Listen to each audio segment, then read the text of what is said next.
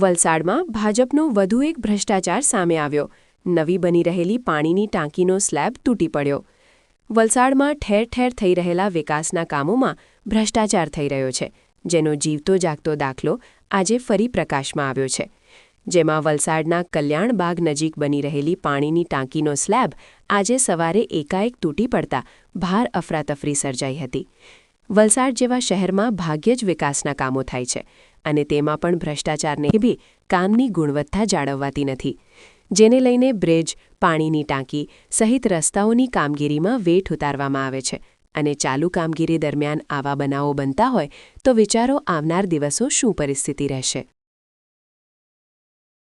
10 થી 15 મિનિટ પહેલા આજે 30 કરોડના ખર્ચે કલ્યાણબાગની સામે જે પાણીની ટાંકી બની રહી હતી તેનો સેન્ટિંગનો ભાગ અને થોડો સ્લેબનો ટુકડો નીચે પડ્યો.